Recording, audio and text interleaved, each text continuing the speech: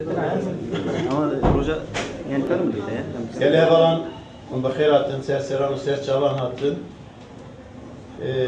زانن وکی برنامه ما سرتیفیکای her proje şemiyye seminerin ve konferansin ve amade dikir. Piroji hem ser raperina başvuru Kurdistan sala 1992 bence adareda destek kırıldı. Hem serve bağfen berik em dest öke bükün az lazım derhaka peş Keke Davut'ta çarpıştan beri. Tabii Keke Davut Türkiye evet avgafa peşkeş bükeş ve boneji lazım eci Türkiye kısa bükür. Şimdi 5 Mart 1991'de Güney Kürdistan'daki halk ayaklanmasıyla ilgili bugün bir seminer vereceğiz. Vakfımızın işte sertifika programı çerçevesinde belli konular tespit ederek verdik. Aslında biz bu semineri 5 Mart'ta vermeyi düşünmüştük fakat program böyle denk geldi. Şimdi ben size Keke Davut hakkında iki tanıtım söyleyeyim. Davut Kurun 1950'de Dersim'de doğdu. Tunceli Lisesi ve İstanbul Fakültesi'ni okudu. Üniversitede 71'de bir grup arkadaşıyla Halkların Sosyalist Hareketi grubunu kurdular. Halkların Sosyalist Hareketi, GAK ve ROJ gruplarının Doktor Şivan önderliğinde birleşip Türkiye'de Kürdistan Demokrat Partisi'ni kurduktan ve güneye geçtikten sonra Doktor Şivan grubu ile çalışmaya karar verirler. Gittikleri Cizre'de bir grup arkadaşıyla güneye geçme çabaları içerisindeyken Doktor Şivan ve elçi operasyonunu duyunca geri dönerler. Döndükten sonra İbrahim Kaypakkaya ile ilişkilenirler.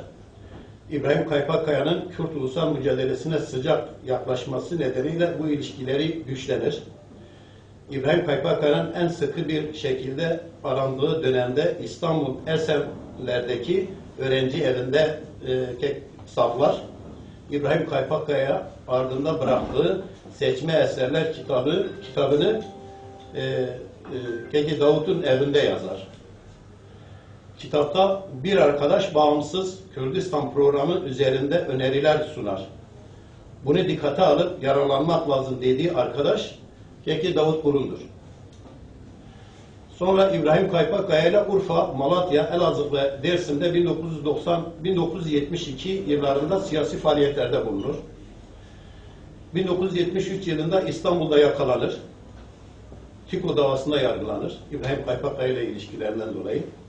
1974 yılında genel haftan yaralanır. Çıktıktan sonra sömürgecilik, Sovyetlerin emperyalist olduğunu savunan ve bağımsız Birleşik Demokratik Kürdistan stratejisini silahlı mücadeleyle savunan arkadaşlarıyla birlikte Kava hareketini kurarlar.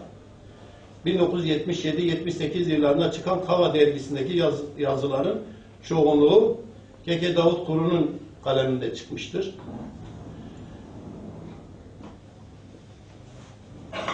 1980 darbesinde Avrupa'ya geçmek durumunda kalır. 16 Mart 1989 Halepçe katliamı ve ardında Irak Saddam iktidarının Kuveyt'i işgal edişinden sonra Peşmerge güçlerinin İran Kürdistan'la çekilmesi sonrasında Doğu Kürdistan'a geçer ve siyasi etkinliklerde bulunur. Yani İran Kürdistan'da. Bir süre İran sömürgecileri tarafından da tutuklanır ve gözetim altında bırakılır. Sonra serbest kalır. 1991 yılında 5 Mart günü Güney Kürdistan'da yani Rahberi'nde genel ayaklanmada başlayınca Kava'dan bir grup arkadaşıyla birlikte Peşmerge güçlerine destek vermek amacıyla en etkili düzeyde mücadeleye katılır. Ve bu süreci şimdi Keke Davut'tan biz dinleyelim. Teşekkür ederim şimdi katıldığınız için.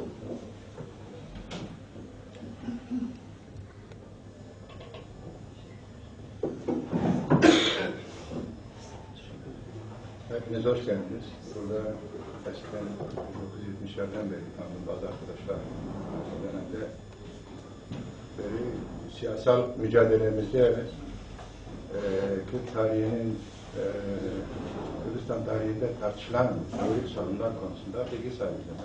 Doğru ve yanlışlarıyla onları bugün çok detaylı bir şekilde konuşamayacağız. Çünkü Ahmet bana 25-30 sayfalık bir yazı hazırlamamı söyledi. Bu yazıyı hazırladım geldim. Şimdi bana diyor, bir saat için de konuşmanı bitireceksin. Tabii ben bunu onun için çok özet halini vermek zorunda kalacağım. Onun için böyle ana başlıklar halinde şöyle özetleyeyim. Biz Kürtler egemen sınıfların tarihinde hep öğrendik. Hem sol içinde kendimizi ifade ettik, onların tarihinde, onlarla kendimizi ifade ettik. Kabul veya red şeklinde. Ama kendimiz, kendi tarihimizi yazmadık. Dolayısıyla kendi tarih perspektifimizi koymamız lazım evvela. O noktada olaya Kürdistani noktalardan bakmamız lazım. 91 ayaklanmasından önce bu anlamıyla çok kısa bir iki noktaya değinmek istiyorum.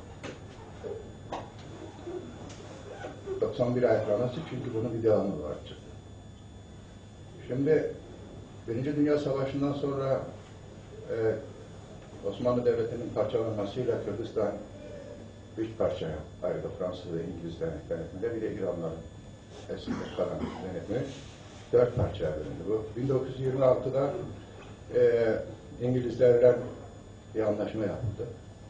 Ve bu anlaşmada Irak konusunda Musul'un Irak'a bırakılması, Fransızlara, İngilizlere bırakılması karşılığında petrollerin %10'unu 25 yıl boyunca alınması kararı alındı. 1932'de Irak devletinin oluşmasıyla birlikte Kürt hareketi yeniden ayaklandı ve biliyorsunuz Barzan yani Barzan'ın önderlik ettiği hareket, bu hareket bastırıldıktan sonra, önderleri Musul'dan asıldıktan sonra ve Kürtlere karşı ortak bir tavır geliştirmek için 1935'te sent oluşturuldu. Şimdi 1930'larda dünya ekonomik krizi vardı. Kürt Paktı oluşturulduktan sonra İngilizlerden Türkiye Cumhuriyeti içerideki Kürt ayaklanmalarını bastırmak için yeteri kadar kaynak bulamıyordu. 1900 yani Ağrı isyanı konusunda Sovyetler Birliği'yle dirsek teması, İran'la dirsek teması arttırarak geçici anlaşmalar ve yeni sınırlar belirlediler. Bazı toprakları İran'la değiş tokuş yaptılar. Bu anti-Kürt hattı çerçevesinde işbirliği yaparak. İngilizlerle de Dersim isyanı konusunda gerekli olan 1.200.000 Türk lirası gerekliydi harekat için. Türkiye bunun bütçesinden ayıramıyordu ve dolayısıyla İngilizlere bir defalığına 500.000 sterlin vermek kaydıyla Türkiye Cumhuriyeti %10'luk petrol hakkından vazgeçtiğini beyan edecekti ve böyle bir anlaşma yaptı 1900 yani 25'te yaptığı anlaşmayı 35'te toptan istedi. Çünkü Kürt hareketine karşı ciddi bir sıkıntı yaşıyordu. 1934'te Trakya'da 34.000 Yahudinin mallarına el kondu. Fakat gayrimenkuller ciddi bir miktar tutmasına rağmen menkul parasal değer olarak eline çok az para geçmişti. Yani Kürt hareketi yönetebilecek kadar bir meblağ bulamamıştı. Dolayısıyla ihtiyaç duyduğu parayı İngilizlerden elde etti. Ve Maliye Bakanlığı'nın bütçe istatistiklerinde 1936 ve 37'de 500.000 sterlin ödendiği kayıtları var. O 500.000 sterlinin 250.000 yani 600.000 Türk lirası 36'da Altıağan Paşa'ya, 600 bin lirası 37'de Erzincan'daki Kazım Orbay yönetme askeri yani 238 katliamı için hazırlık yapan askeriyeye verildi. Ve İkinci Dünya Savaşı'ndan sonra bu İngilizler çekilip Amerikalılar katıldı. İkinci Dünya Savaşı'ndan sonra Irak'ta Türkiye'de çok demokratik, çok partili sisteme geçerken İran Musadık Hareketi başladı. Musadık Hareketi de Türkiye'deki işte bu yani demokratikleşme, dünyadaki demokrasi dalgasının bir yansıması olarak görmek lazım. Bu anlamıyla çok iyi Türkiye ile İran'ın tarihsel gelişimi birbirine çok paralel. Çok arada 5-6 yıl farkıyla aynı olayların yaşandığını görüyoruz. Yani 1906'da İran'da meşrutiyet, Türkiye'de 1908'de. 1923'te Cumhuriyet ilan ediliyor. 1922-23-24'te İran'da Rıza yani Pehlevi ailesi Şahlarıyla beraber askeri darbe yapar eski Şah'a karşı idareye alıyor. İkinci Dünya Savaşı'nda sonra çok partili sisteme geçerken İran Musadık Hareketi yapıyor. 1959'da Barzani yani Irak'ta darbe olup askeri darbe Elbekir önderliğinde gerçekleşen askeri darbe sonrası Barzani'nin güneye dönmesi, Irak'a dönmesine karşı İran'da ve Türkiye'de ciddi çatışmalar var. Türkiye'de 59'lar hareketi, Kürdistan'da komando hareketleri başladı ve 1060 darbesi yapıldı. Şu noktayı görmek lazım. 60 darbesi, 61 Anayasası Türkiye açısından kısmi demokratikleşmeye yol açtı ama Kürdistan'da zulüm demek.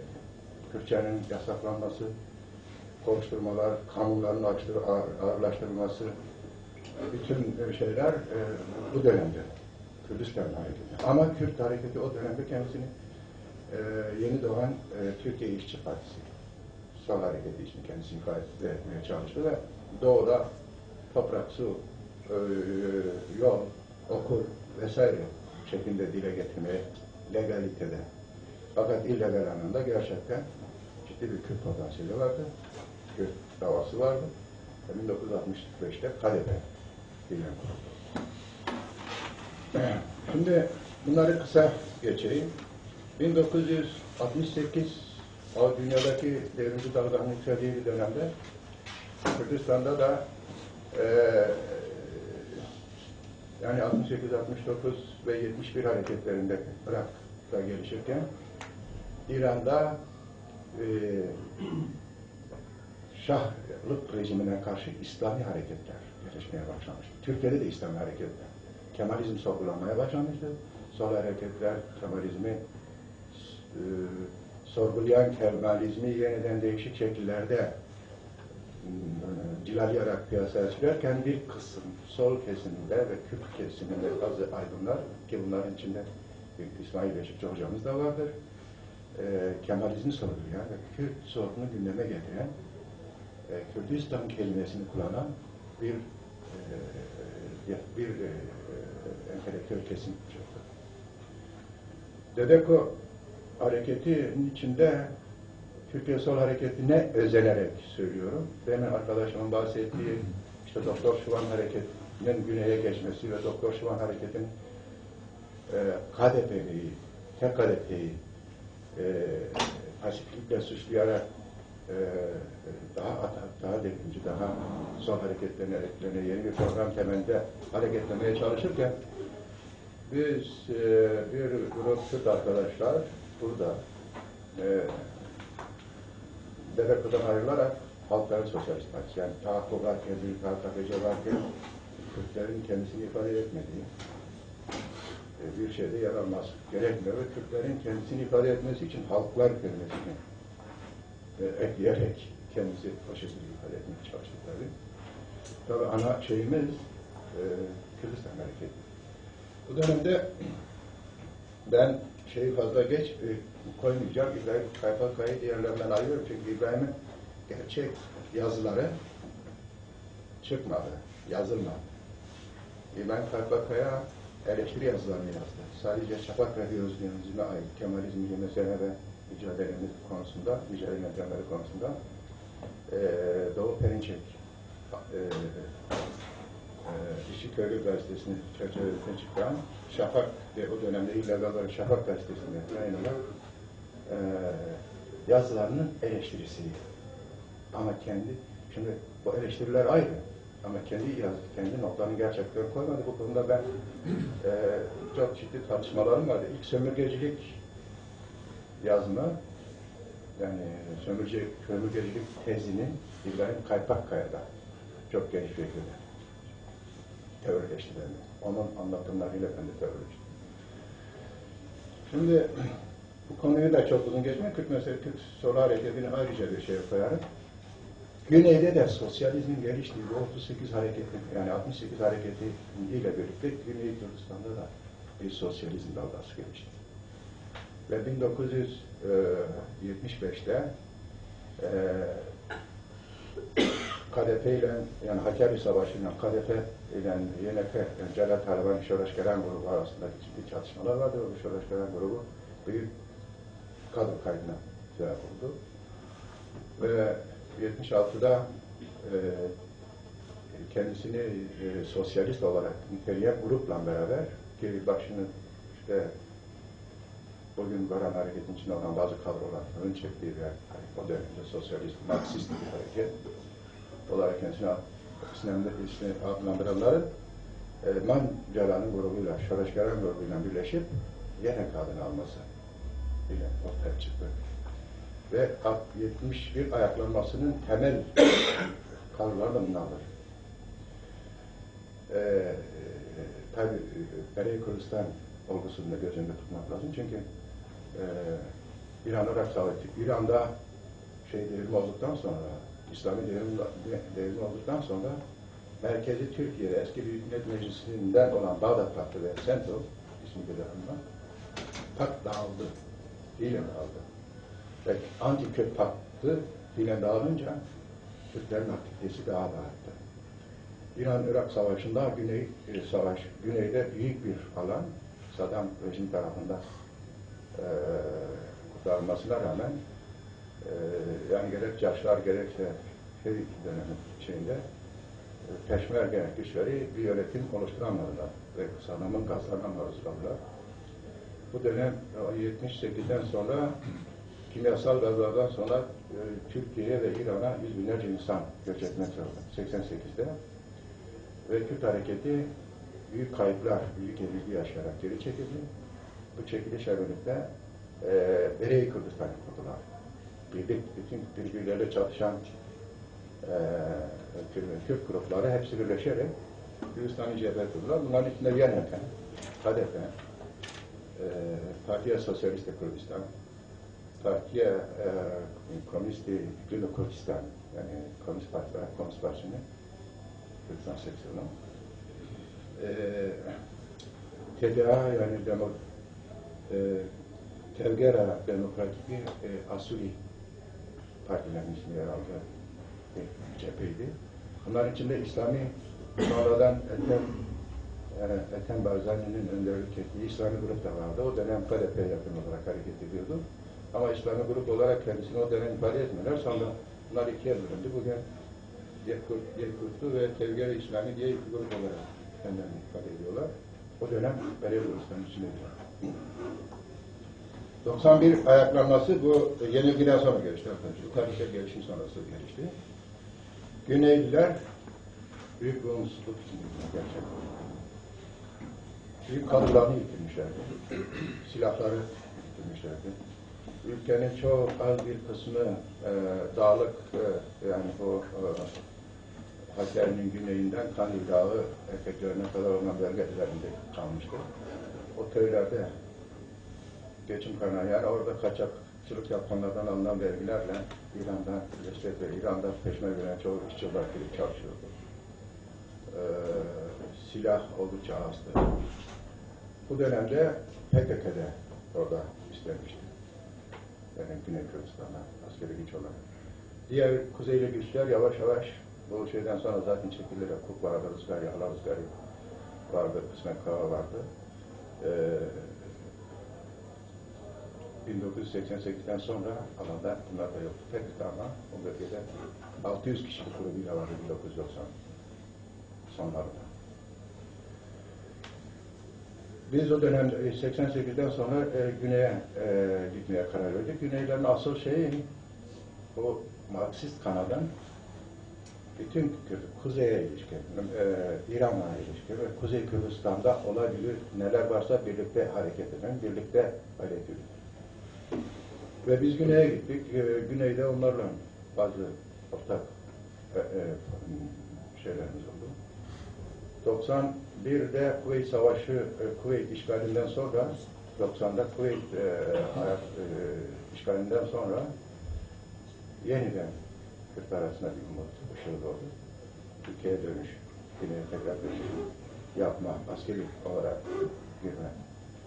Umutları bunu çatışmaya başladılar. 90'ın sonunda Mesut bizi çağırdı. Açıkça şunu söyledi. Dedi ki biz Amerika'nın kuyusuyla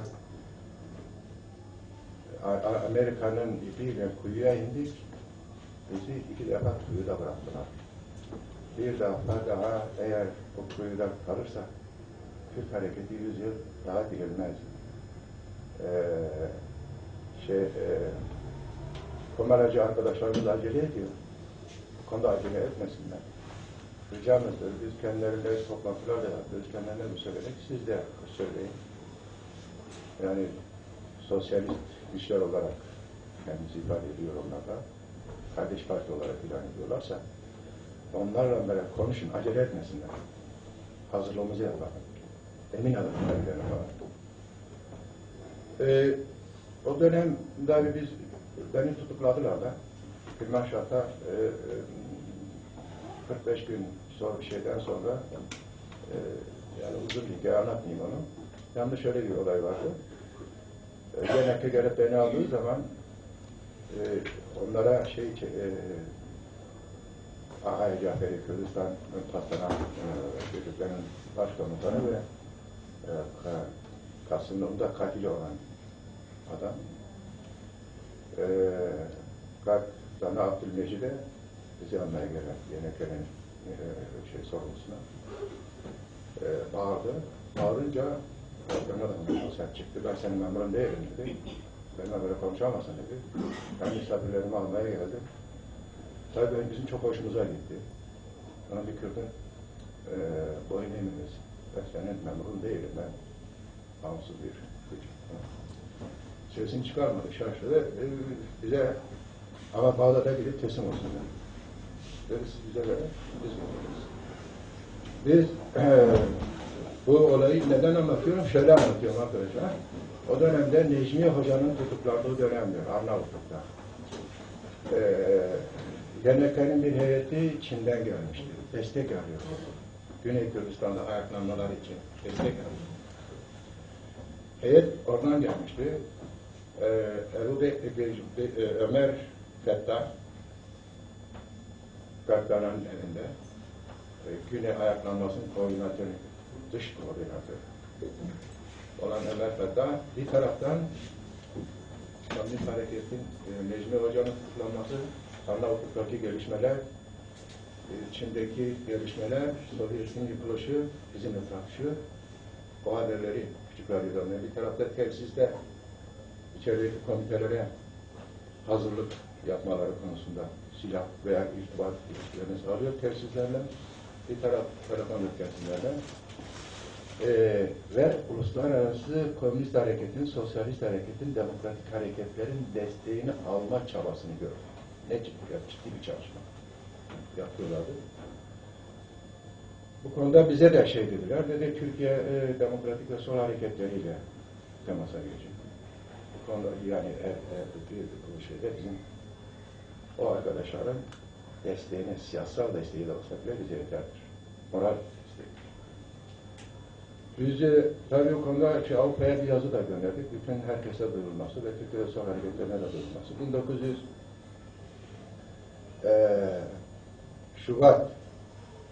Şubat'ın sonunda Kasmereş'e Zele. Kasmereş İran sınırında olan bir köy. Yenefe'nin Navşurva Mustafa'nın istendiği alandı. Zele'de eğitim alanıydı. Zele, Irak köyüdür. Kadim'in etkiliğine, bugün Teknik'ten yerleştiği alan. Fakat Peşmergelerine eğitim yapıldığı bir alan istenmiş. Kendilerine işte yani acele edilmemesi gerekiyor. Fakat Beri Kürdistan'ın bütün bileşenleriyle bir gayret edilmesi konusunda dedi ki o yerden çıktı. Biz artık bunu engelleyemeyiz. Çünkü 27 Şubat'ta Şii ayaklanması başladı.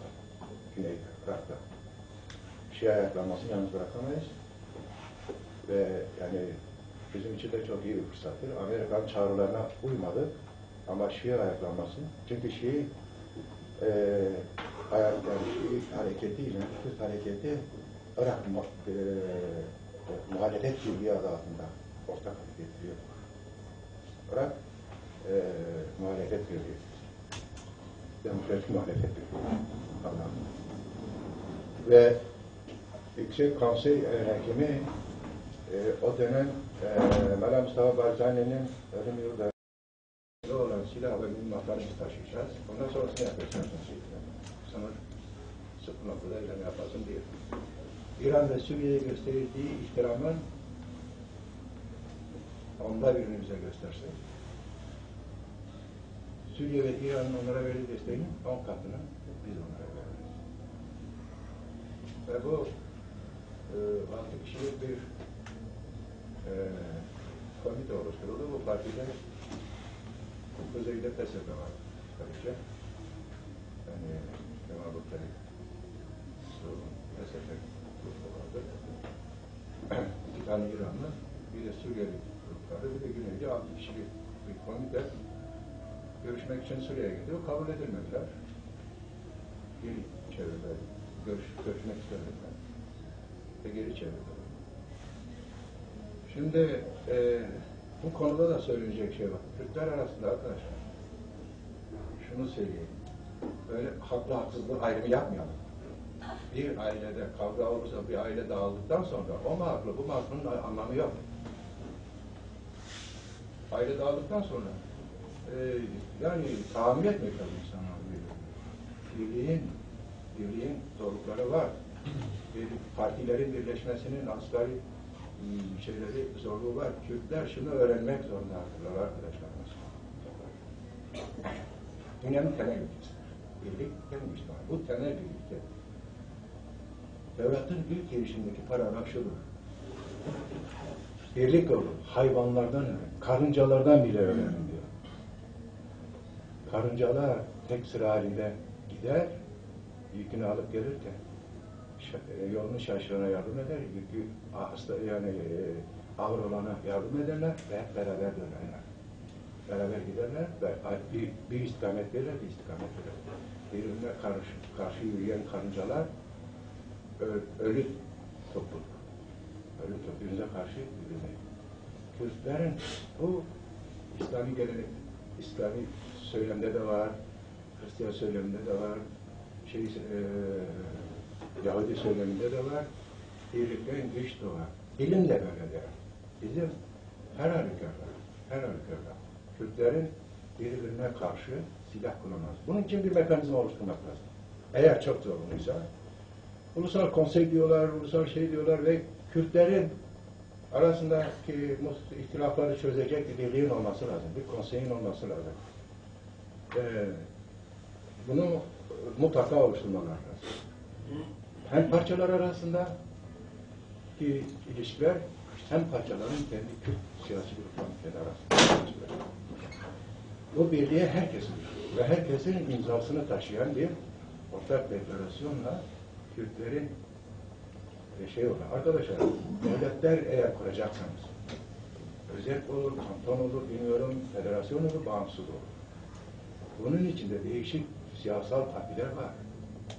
Bunların birliğini, kurucu felsefe, eğer kurucu felsefe federasyonsa, federasyonu oluşturmak istiyorsan bu federasyonun partileri de var. Tek partili federasyon olmaz. Dünya kabul eder çağımızda, Neden? Dolayısıyla bunu başarmanın tek yolu, eğer şey yapmak istiyorsanız, birliği sağlamanız lazım. İkinci, Kuzey konusunda benim söyleyeceğim bu son aktüel durumla ilgili fazla bir şey söylemek şeyine düşmek istemiyorum. Fakat Kuzey-Güney Rojava savaşı şu an bize çok fazla bir şey kazandırmıyor. Ben Erzurum tarihimizde, başta da söyledim, tarihimizde öğrenen, hep savaştık ve savaşıyoruz da. Orta Doğu'nun en savaşçı halkıdır. Biz Erzurum'da Erzincan'ı, Erzurum'u Kürt güçleri kurtarıp Kazım Karabekir'in komutasında 72 tane jandarma gücü vardı. Bayrakları vardı.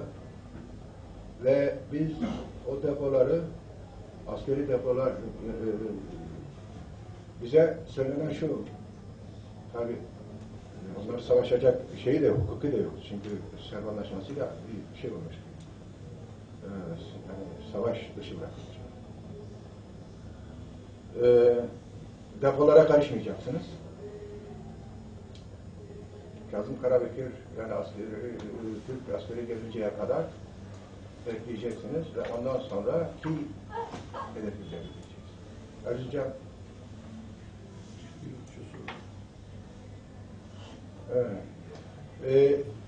ben şunu söyleyeyim, Erzincan'da biz askeri depoyu şey yaptık, Türk askeri geldi bayrağını dikti, depoyu soydu. Tercan'ı aldık, depo bekçiliğini yaptık, Türk askeri geldi bayrağını dikti, depoyu soydu. Erzurum'a gittik, Erzurum'da Cıvranlı Halit Zeylen Dersim güçleri isyan etti, ayağımızdaki çarık yırtılmış. Üstümüzde bir şeyimiz bile yok. Soğuktan dönüyoruz Erzurum'un soğuğuna ve onları dinlemeden depoya girip depoyu soyup aldılar. Biz yapıyoruz. Ve Kazım Karabekir gelip Cevranlı Halit Bey'e milletin önünde azarlayarak neden soygunculuk, çapulculuk yaptı? Müsaade etti. Neden depodaki malları diyor devlete teslim etmedi? Ne aşağılayan şeyi yaptı. Onun üzerine Kürt güçleri dağılarak hem Hamidiye havayları hem Dersim güçleri önünde aldıkları mallarla geri çekip giderken Cıvranlı Halit kendi şeyine çadırına girip sinir krizleri geçiriyor. Nehri'nin kardeşi, Şefkat Beter'in kardeşi, Erşaf'ta Beter'in kardeşi şeyine gidiyor. Şu an ismini hatırlamıyorum. Mehdi, Ahmet Bey. He. Mezarına, çadırına gidiyor. Diyor ki neden bu kadar yeis içindesin? Biz diyor boynumuzu vuracak, kılıca bugün bilemişiz haberimiz. Bunlara teslim etmeyecek. Mehdi. Belki. Bunlara teslim etmeyecek. Arkadaşlar, biz savaşıyoruz. Gerçekten savaşmasını çok iyi de biliyoruz. Ama kendi bayrağımız gitmesini bilmiyoruz. Kendi otoritemizi oluşturmasını bilmiyoruz. Siyaseti bilmiyoruz. Rojava durumunu ortaya koyduğumuz zaman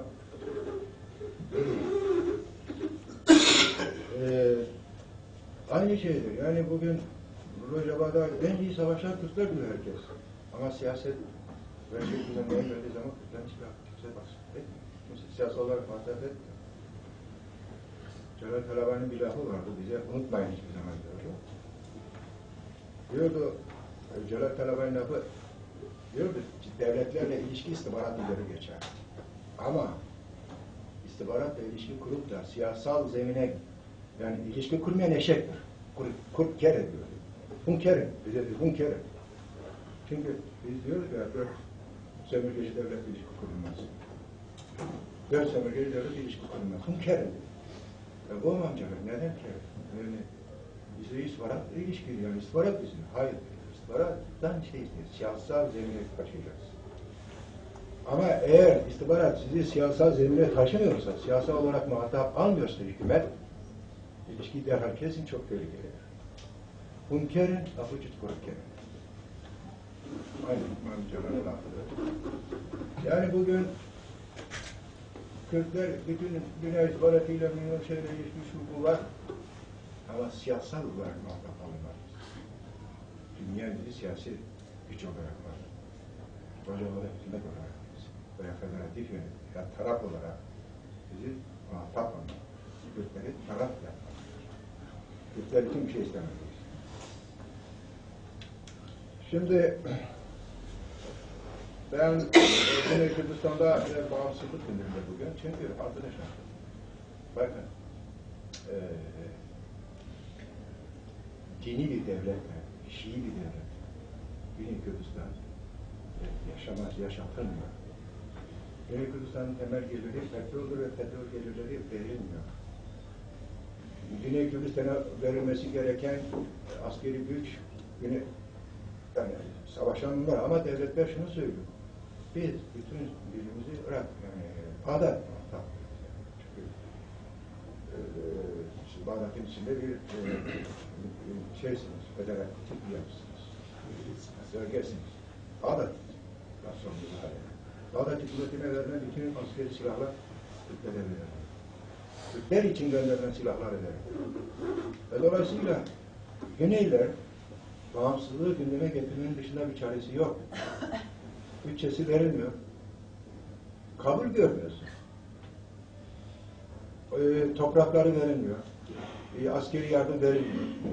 Ve dolayısıyla bağımsızlığın dışında Güneylilerin başka bir çaresi, çok istekli oldukları için de ona açık söyleyeyim. Fakat başka bir seçenekleri de yoktur.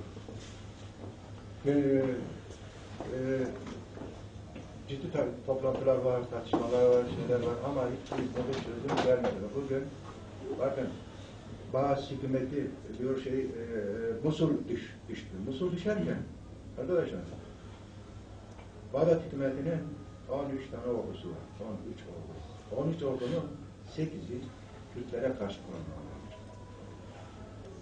Musul ve çevresinde de en modern silahlar Amerika, Kürtlerin Orta Doğu'da hiçbir gücün elinde olmayan mevcut tanklar, mevcut şeylerin gelmediği, yani o roket atarlarının gelmediği 28 tank Irak'a verilmişti Amerika Birleşik Devletleri tarafından. Bu 28 tank Musul ordusuna verilmişti. Musul ordusu Kürtlerle karşı konumlandırılmıştı. Ve onların eldeydi. Fakat tehlike Kürtlerden gelmedi, Bağızçıların Musul halkından geldi ve Işıkçılardan geldi. Ve onlara karşı savaşma diye bir düşünceleri yoktu onlar. Bıraktılar. O güç, o 28 tank Kürtlerin ikramı kesti. Hiçbir şey eder yok.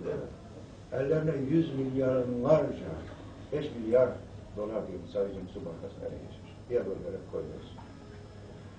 Ve Musul'un IŞİD'in ana kaynağı Irak'taki Bağdat hükümetinin onlara bıraktığı veya bırakmak, yani istek gücüsü demeyin de Kürtlere karşı Irak ordusunu karşı kullanmak için verdiği bütün malzemeler, paralar, silahlar hepsi şu dönemde geçti.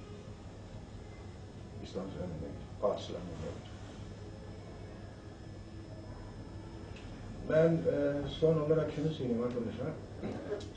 Şimdi bizim bu Kürt güçleri arasında karşılıklı haksız eleştiriler var.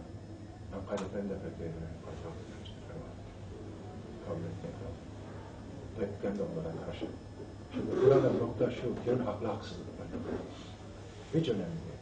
Kürtler kaybettikten sonra haklı olsa da ne olur olmasa ne olur. Bizim için bir önemi yok. Ama realist davranmamız lazım. Türkiye'de bir sürü arkadaşımız Güney'i takip edemediği için ve şeyi yapamadığı için Türkiye basını üzerindeki çoğu da malum basın biliyorsunuz ve şey yapamıyoruz. Yani mesela Hendek PKK Güney Rojava halkına karşı Hendek Savaşı. Hayır arkadaşlar. Yani bu Hendek çok mantıklı bir şey. Yani düşünün. Güneylerinden 6,5-7 kilometre değil mi? Sınır var. Güney hükümetinden. Diğeri Bağdat hükümetinden. Ve çizilen bu, yani yapılan bu hendek şeyleri Bağdat hükümetinin, yani ta şeyden itibaren çizilmiş hendeklerden. Ve 2-3 kilometresi sadece Türkiye sınırından, Türkiye'ne geçmiş. Suriye, yani Kürdistan hükümetinin denetimindeki bölgede geçmiş.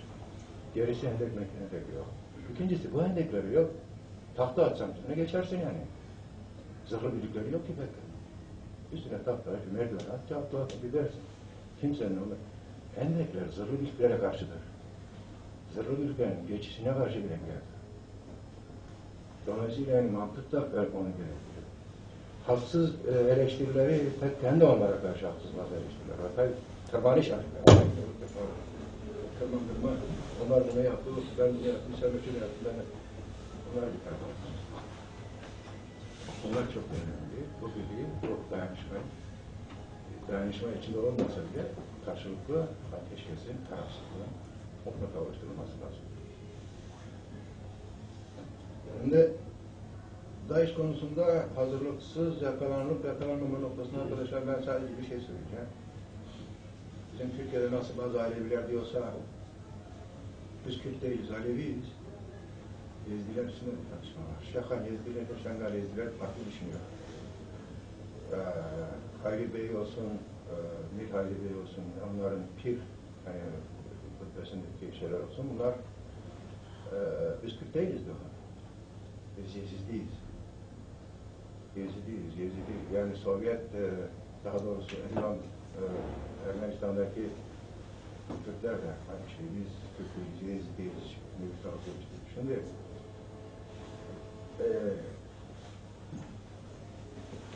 ayrıca şunu da söyleyeyim, bunlar bahs döneminde, yani Kürtlere katılmak yerine Saddam Hüseyin o ayaklanma döneminde Hayri Bey'in evinde de kaldılar.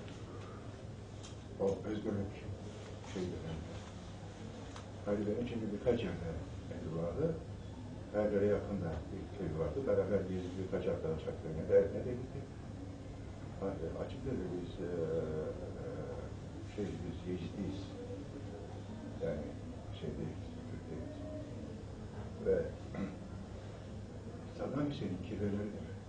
İki oğlunun kirvesinden bu iki Yezidi birilen kirvesidir. Ve Musul'dan kirveler ve ben bundan şunu söylemek istemiyorum arkadaşlar. Yani nasıl suçtur ama şunu görmek lazım. Yani o halk kendisini Türklerle beraber ifade edip eğer savunabilseydik hep birlikte katliamlar olmayabilirdi. Olmak yani mümkündü. Ama bu Bağız'la birlikte hareket edilen Bağız İslamcılarla birleşip onların imasını da engellemediler ve birlikte yaptılar. O konuda KDP'nin de hataları var, onu görmek lazım. Ama söylenen şekliyle değil, çünkü KDP kendisini desteklemeyen bir zeminde, kitle desteğinin olmayan bir yerde savaş sürdürmesi çok zor. PKK de nitekim o zorluğu yaşadı. Bugün de PKK orada PKK bayrağı altında savaşamıyor. Onu görmek lazım. PKK'nın oradaki birliği, yani PKK'nın o Yezidi birliği bugün Bağdat bayrağı altında toplamak zorunda bırakılıyor. PKK'nın bayrağını da kabul ediyor. Yani dolayısıyla bu konu öyle konusunu tabii Kürtler bir de şeyler ama Kürtler arasında bu ayrılıkları da görmemiz lazım. Bu tartışmaları, bu bölünmeleri de görmemiz lazım. Ona göre direkt birisini suçlamak yerine gerçek nedir onu farklı görmemiz. Herkese teşekkür ederim. Varsa sorular olursa da Şimdi ara mı verelim yoksa devam edelim? Ara verelim diyorsun. Tamam, bir çay içelim, yine de sigara da suratım. Okumak için gelip Tarhan'a gittiğini gördük. Bizzat biz şahsen de görüştük ve konuşmak Arapça konuşuyordum ama burada böyle Saddam yani iktidarına, bağışıklarına karşı ortak halkların kardeşliğini vurgulayan bir konuşma. Oradan da Mevlid şeye gitti. Tarhan'da Elhamdülillah Barzani hakkında düzenlenen ölüm yollarını şeye kalktı. Bu konuda benim arkadaşlara biz o dönemde bütün sol hareketlere, derince hareketlere bildirdik. Türkiye'deki şeylere ve 5 Şubat'ta Kasımpaşa'da bir grupla beraber bizden önce bir grup gitmişti.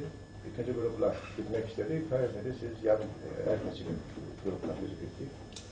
Raniye'ye vardığımız zaman hala dumanların yükseldiği biliyor. Yani 5-6 saat önce çatışmalar bitmiş, esir alınmış ve şey yoktu. Bizim oraya gidişimiz tabii bizim kendi açımızda, o günkü bakış açımızda çok önemli bir olay değil. Ama şu anda düşündüğüm kadarıyla belediye hoparlöründe bizim anons yaptığımız, halkta bir sevinç gösterisi, sevinç yarattığını, bir heyecan yarattığını, kuzeyli güçlerin kuzeyde bir şeyimiz vardı ve o dönemde çok onu hiç unutmuyorum. Kaçerde biz şey yaptık, yani bizim açık ediyoruz, bizim yaptığımız bir şey yok. Hayır dedi, bizim bu dönem bir selama bile ihtiyacımız var. Bir selama bile ihtiyacımız var. Şey yapmayın, elimizden ne geliyorsa kuzey konusunda herkese ilişkiye geçin.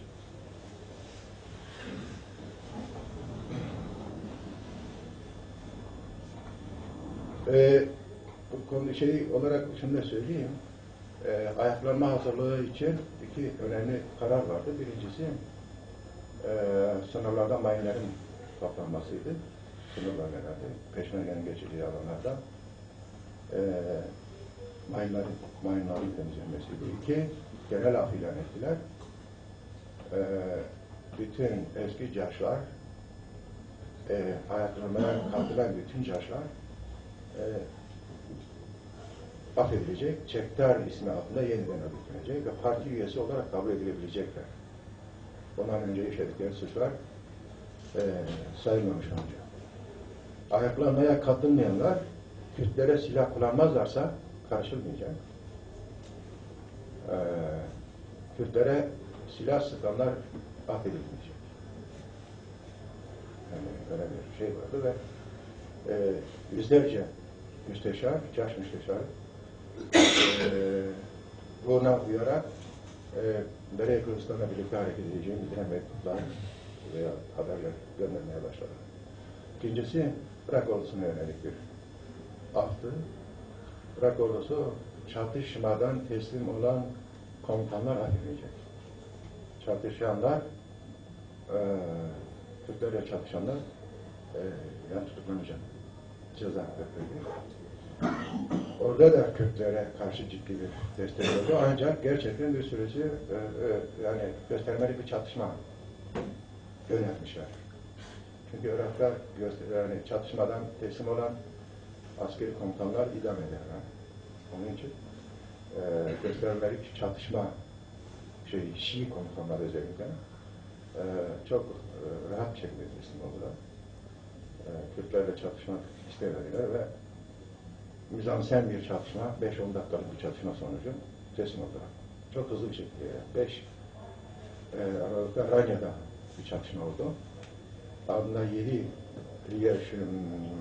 Mart'ta Süleymaniye çatışması oldu ve Süleymaniye'de gerçekten Bağız güçleri geldi. Çünkü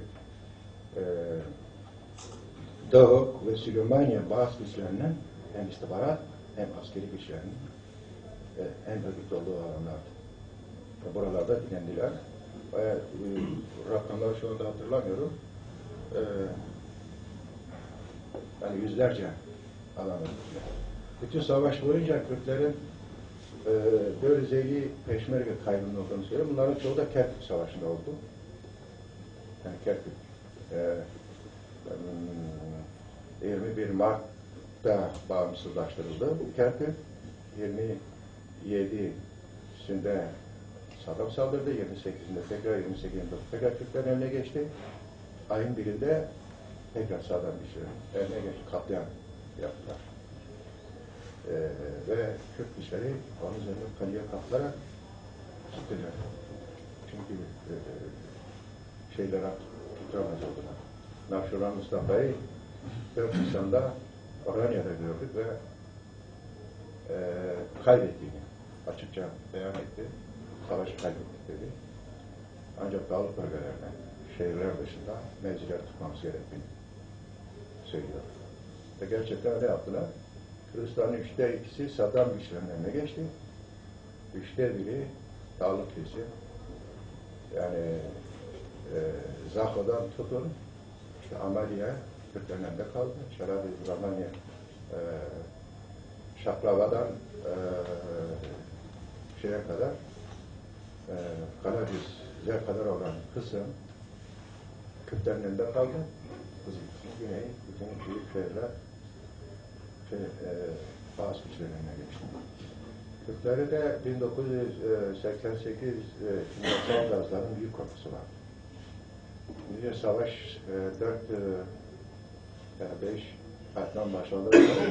Kimyasal Ali tekrardan İçişleri Bakanlığı'na getirildi ki daha önce bir ay önce Kürdistan'da toplantılar yapmıştı. Onu bir de usulü biz verdik. Kürt cahşarını toplamış, kendi cahşarını ve yurtseverlerden 30-35 kişiyi ağaçlara bağlamış.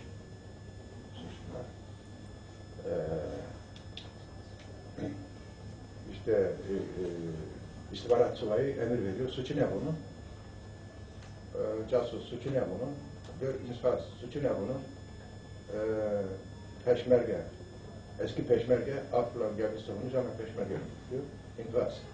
Buraya hepsini öldürdüler. Döndük bir konuşma yapacaklara. Kürdistan'da eğer ihanet eden biriniz olursa sizin güçlerden hepiniz imha eder. Şeklinde bir tehdit de yaptı. Bu büyük bir yankı, büyük bir tepki, büyük bir korku Caşlar'da yarattı. Ve ayaklanma ve büyük oranda bu katılmalarına sebep oldu. Ama aynı şekilde onlar saldırdığı zaman da aynı ruh haliyle büyük bir panik, gaz korkusuyla şehirler başladı. Şimdi bunun değerlendirmesini yapabiliriz. Niye askeri olarak ona askeri bir heyet söyleyebiliriz de. Ama bir gerçek vardı arkadaşlar. Ambargo Güney Kürdistan'ı mahvetmişti. Birleşmiş Milletler'in ambargosu. İkincisi bölge devletlerinin ambargosu. Üçüncüsü Saddam'ın kendi iç ambargosu. Ekonomik olarak halk açtı. Sabah yoğurt alabilmek için sabah erkenden gelip kuyruğa girmek lazım ki gelen de bir domates veya yoğurt alabilesin bir köyde. O haldeydi. Ve buna rağmen Güneyliler, Birleşmiş Milletler esir sözleşmesi riayet aynen uydular. Onlardan aldığı yani 200.000 tane esir askeri serbest bıraktılar. Bu bir hataydı Taliban'a göre ama Türkler onları besleyecek gücü yoktu. Çünkü güçler daha sonra geri yani Irak'a doğru çekilirken bazı güçleri tekrar toplayıp askeri olarak önlerine sürdüler. İkinci olarak da yani Kürtler bunu devredecek uluslararası bir kuruluş da yoktu. Dolayısıyla serbest bıraktılar. Ortada kimisi serseri gibi dolaşırken kimisi güneye gidip tekrar Bağız askerine kaldı. İkincisi yani askeri olarak ben bunu ayrıca bir değerlendirmek lazım. Kürtler o haliyle uluslararası desteği olmayan ki Kerkük Savaşı'nın son merhalesinde esas yenilginin büyük sebebi mühimmatın olmaması. Onların elinde büyük miktarda tank geçmişler. Yani o ayaklama döneminde. Ben onların rakamlarını da verebilirim.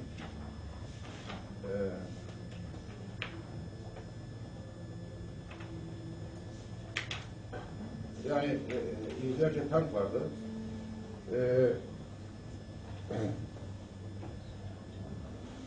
20-25 tane uçak vardı.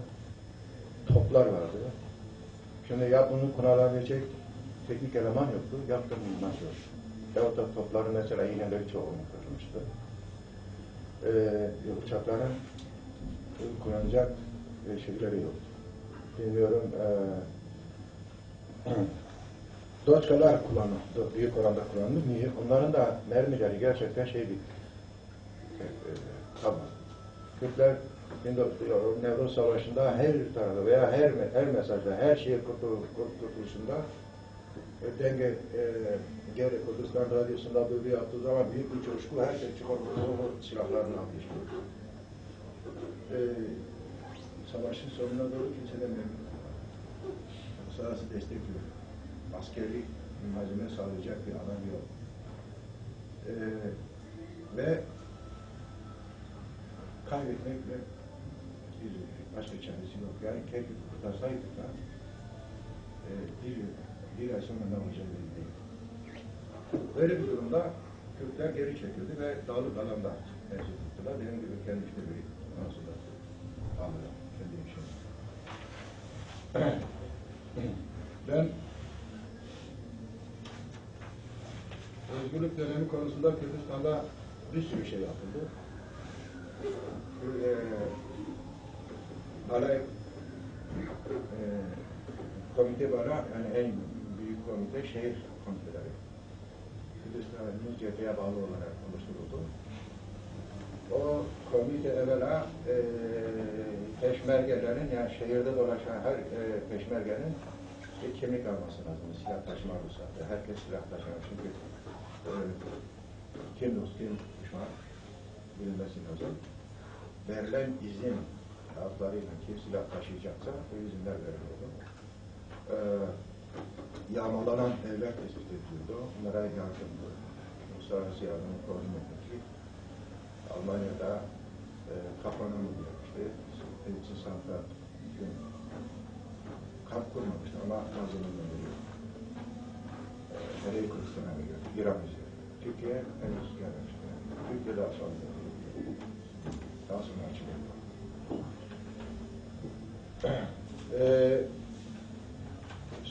Süleymaniye'de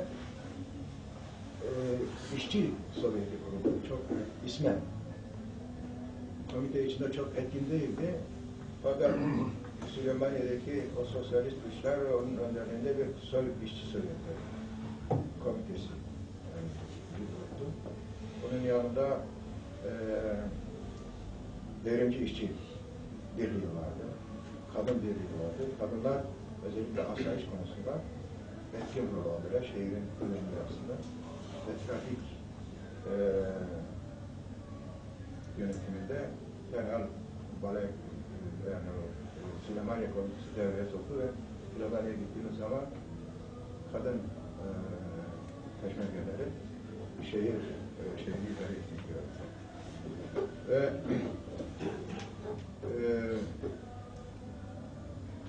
bu konuda çok uzatmak istemiyorum. Yok, zamanımız var. Evet, çok uzatmak istemiyorum arkadaşlar.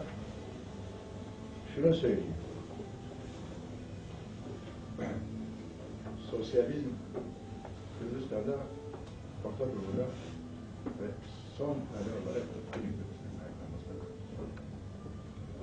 bundan sonra fikri olarak herkesin diğer hareketler bunun devamını getiremediler. Biz de dahil olmak üzere.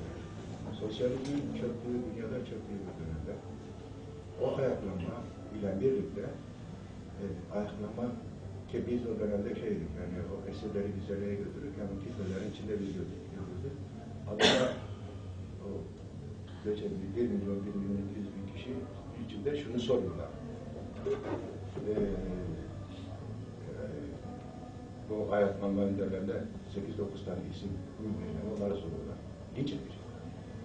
Yani o ayaklanma önderlik yapan kesimi linç edecek. Önceleri çok alkışlanan adamlar yenildikten sonra bu şeyin sebebi bunlardır diye linç kampanyaları başlattı bunlara karşı ve ondan sonra kamera isim dahi bulunmadı. Avşurvan grubu kendisini pes etti ve Yeneka içinde 2 grup gitti yani kalmadı ve Yeneka Puk olarak görüntülemeye gidiyor. Mancaların etkinliği burada çıktı. Şimdi Türkiye'nin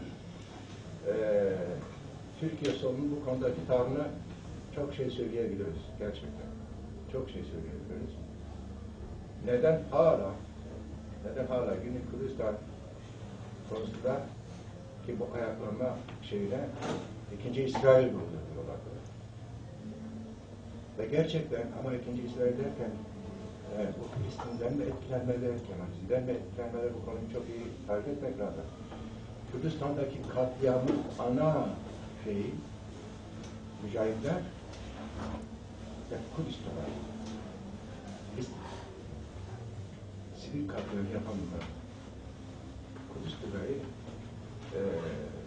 yağmacılık resmen katliam yaptı ve yağmacılık yaptı.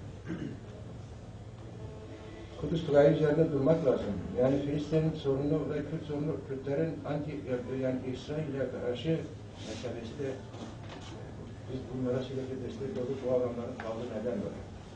Sadece onlar değil ama İran, Irak ve Türkiye sorunu da kabul ediyor.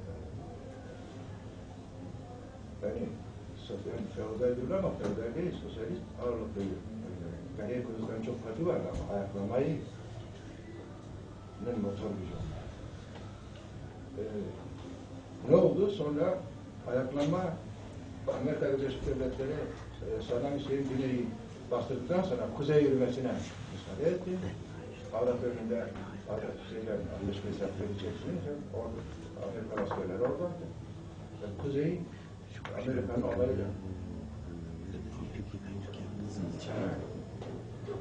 Amerika'nın onayıyla Kuzey Kürdistan'da katliamlar geçiyor. Onların bilgisi dayanıyor veyahut yani sessiz kaldılar bu katliamı. Neden? Çünkü Amerika Birleşik Devletleri'nin denetimi dışında gelişen bir hareket. Türkiye sorunu veya diğer örgütler veya demokrasi sol veya anti-sol güçlerin iddia ettikleri gibi ikinci bir İsrail değildi. Ve bu hareket bastırıldıktan sonra milyonlar Türkiye ve İran'a geçtikten sonra Mam Celal'in Gafir Mesut'un İslami güçlerin ağırlıklı olduğu partilerin Kürdistan'daki yönetimi konusunda 36. karenin kuzeyinde yönetimini kurabilirler diye müsaade edildi. 36. kareler kuruldu. Ve orada Mam Celal yani YNK, değişen YNK ezilen sosyalist güçlerin yok edildiği bir YNK içinde bir şey oluştu. Yeni bir yönetim oluştu. Ve Kürdistan hükümeti parlamentosu oluşturuldu. Kürdistan parlamentosu oluşturduktan sonra Beri Kürdistan feshedildi. Bu dönemde PKK çok ciddi, sadece onlar değil, PKK de çok ciddi hatalar yaptı.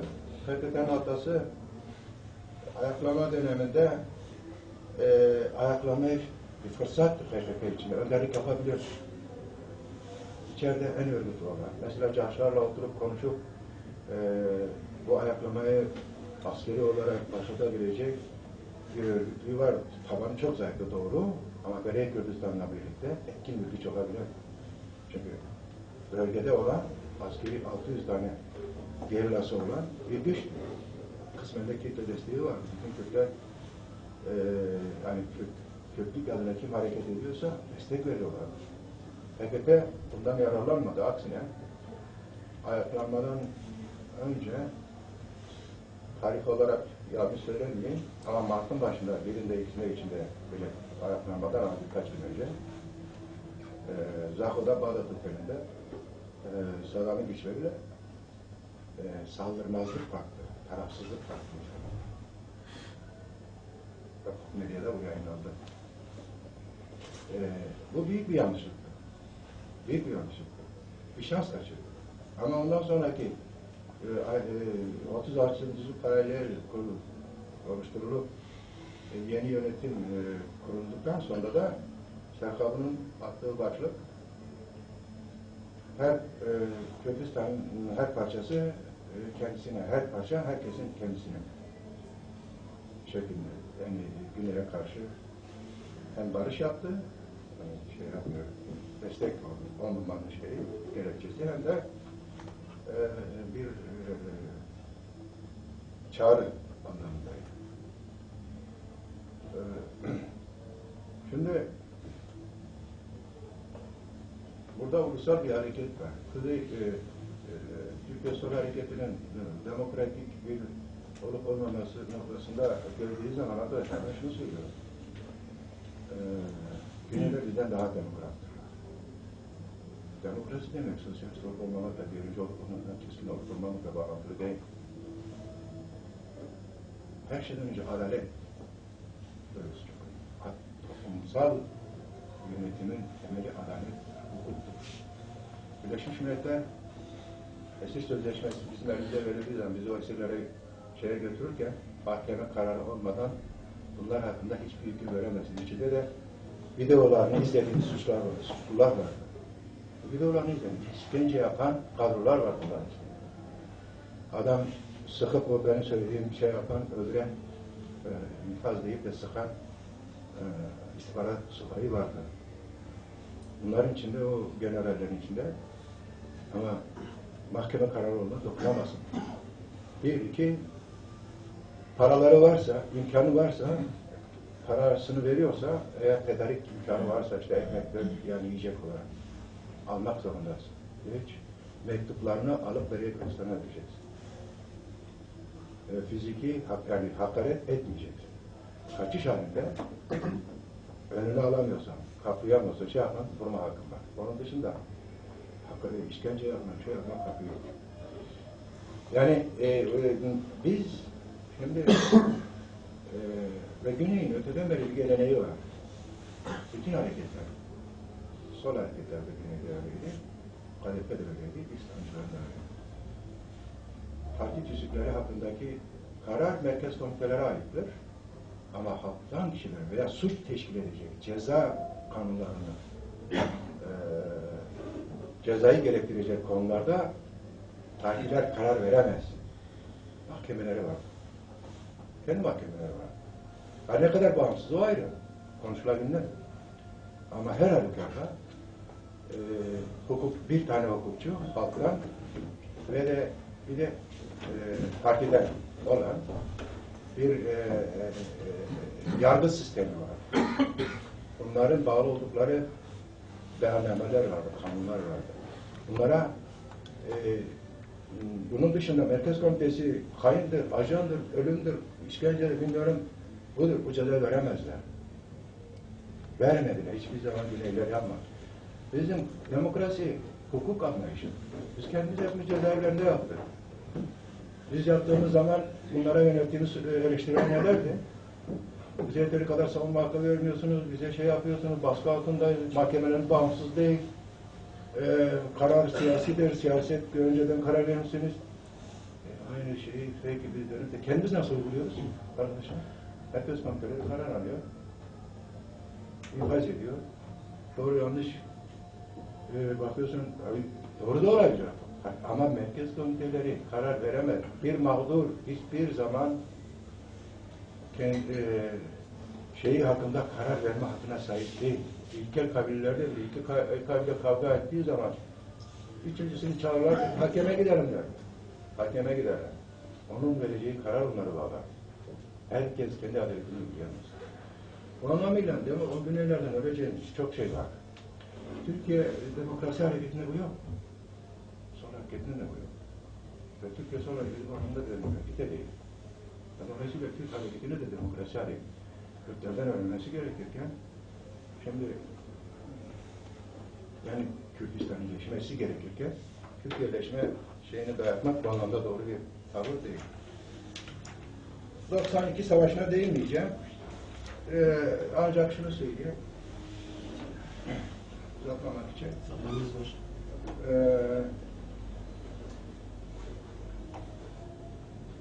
92 Savaşı'ndan sonra birkaç ay önce birkaç ay şey kalktı. Türkiye sınırı açıldı, ambargo kalktı. Sonra PKK ile itiraf başlandı, PKK'nin ambargosu başladı ve Güney bunda Kürtlerden gelen ambargoya büyük tepki gösterdi. Ve bizzat parlamentoda toplantılar yaptılar, PKK'lerle görüşmeler yaptılar. Kimlerle görüştüğümüzü de biliyoruz. O yüzden Nusret'ten Nusret'in başkanlığında yani Kürdistan partilerin meclisleri PKK'nın yöneticileri Osmanlı'da görüştüler. Mayna'da görüştüler. Kaymak'ta görüştüler. Ve şunu rica ediyorlar. Türkiye'de savaşabilecek durumda değiliz. Biz yani Türkiye'nin sınırda eylemi yapmayın. Sınır konusunda eylem yapmayın. Ve bu konuda anlaşamadılar ve parlamentoda bütün Kürt partilerinin çağrıldığı bir toplantı yaptılar. Parlamentoda bütün ufaklı bütün çağırdı ve büyük bir orada da katılmadı. Tekte de oraya gelmedi yalnız. Pek büyük temsilcisi olarak gelmedi. Orada Güneylilerin yani parlamentonun ve hükümetin ortak görüşü olarak Mamcalar ve Fırat Mesut okudu. Şuydu arkadaşlar istekleri. Bizim PKK'den ricamız sınırda 0 kilometrede eylem yapmasın. 20 kilometreye kadar olan alanda eylem yapmasın. 20 kilometreye kadar olan bütün Irak Cumhuriyeti istediği zaman devlet olarak buna el koyar. Sen bağımsız bir devlet, Kürdistan Bankası, Kürdistan hükümetine kişisel malı değil, devletin malı. Adeta bağlı. Uluslararası transferler yapıldığı zaman adet üzeri gelir. Dolayısıyla bunların yani böyle yasal bir kurum olmadığı için federasyon yasal, yani uluslararası şeye kabul veren bir şey değil. Irak bütünlüğü içinde beraber. Şimdi Irak yani bazı şeyler kişisel yapılıyor. Bazı şeyler kişisel onlar adına yapılmak zorunda kalıyor. Onlar kişisel Meçheba Barzani'nin üzerine yapıyor. O tapu malı değil. Partidendir. Onu görmek lazım. Asyasel şeyin değil, Mamcalar'ın özel mülkiyeti değil, özel malı değil, yeneklenendir. Ama neden bir şirket adına yapılıyor, neden devlet adına yapılıyor? Çünkü yasal şey olarak. Ama bu şu demek değil mi? Evet, yapıyor. Gerçekten var. Yani yatırımcılardan alıyorlar, şundan alıyorlar. Bu bir hastalıktır.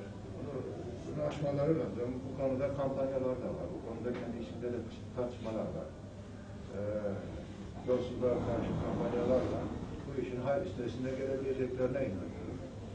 Demokratikleşme konusunda ben şunu görüyorum arkadaşlar. Orta Doğu'da toplumlar batı anlamında bir demokratikleşme Türkiye'de dair olarak batı anlamında bir demokratikleşmeyi sağlayamadılar. Ama asgari siyasal demokrasi, siyasal güçler arasında demokrasi ve adalet sistemi, yürütme sistemi, meclis sistemini oluşturmaları lazım. Yönetim kurumlarını oluşturmaları lazım. Ve bu Batı'nın değerleri seküler, yani dini esas anlayan. Çünkü Kürtler çok dini bir toplum, çok dilli bir toplum, çok şeyli, kültürü, bakımlar ve olaylar. Bütün bunları gözlerinde bir yapılanmaya gitmek zorundadır ve öyledir. Yani bu anlamda diğer halklardan daha iyi konumdadırlar ve o dediğiniz üzerinde zamanla gidereceklerine inanıyorum. Ben demokrasi o anlamda, batı anlamda demokrasi zaten gelmez. Oran sorusu. Oran sorusunu Ortak Bakan'ın ağzı. Evet. Ben şey olarak bunu tabii ki haksızlık olarak.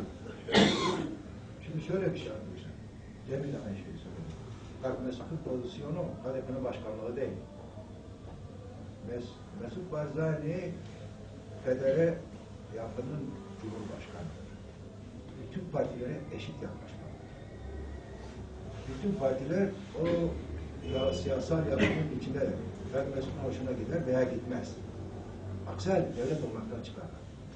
Bundan devleti yeni cumhurbaşkanı var. Dolayısıyla ben doğru görmüyorum. HDP'nin o meclis başkanı, o meclis o bakanların görevden alma yetkisi yoktur. O kusurdur ve yanlıştır.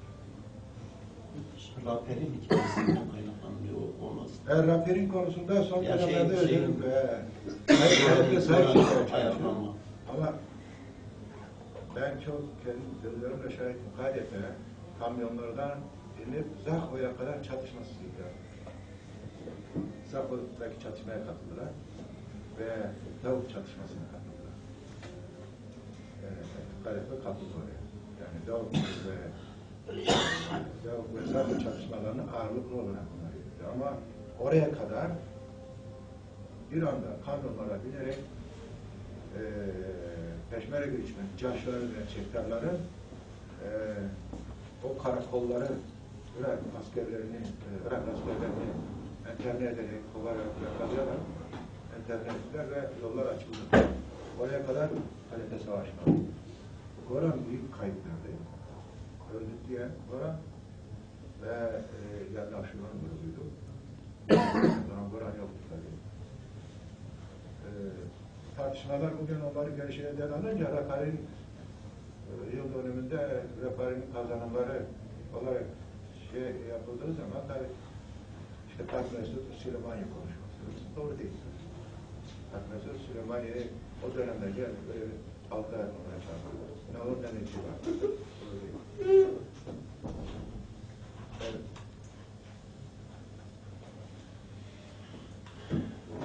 Dinlediğiniz için çok teşekkür ediyoruz. Güzel bir sohbet oldu. Davut Hoca'ya da teşekkür ediyoruz. Size de sonra katkıda bulunan arkadaşlara da çok teşekkürler. Sağ olun.